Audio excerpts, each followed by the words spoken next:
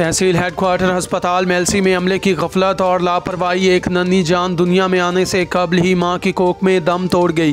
गुज़श्ता रात मेलसी के नवाई कस्बे जला जईब में का रिहायशी सुहेल अहमद अपनी भाभी फातिमा को ज़चकी के दर्द की शिद्दत के बायस तशवीशनाक हालत में तहसील हेडक्वार्टर अस्पताल मेलसी में लाया, जहाँ पर गायनी वार्ड में मौजूद अमले ने इलाज की बजाय ताख़ीरी हरबे आजमाते हुए ज़चा के लवाकिन को मुख्तलिफ हीले बहानों से उलझाए रखा। कुछ देर गुजरने के बाद कहा कि ज़चा को घर लेके जाएं, कल दिन में ले आएं तो इसका ऑपरेशन किया जाएगा। दर्द नाकाबिले बर्दाश्त होने पर ज़चा को नज़दीकी प्राइवेट अस्पताल ले जाकर लेडी डॉक्टर ने ज़चा की जान को ख़तरा लायक है, इसे फौरी तौर पर THQ अस्पताल मेलसी की एमरजेंसी में ले जाया गया, जहां पर बच्चा इंतकाल कर गया।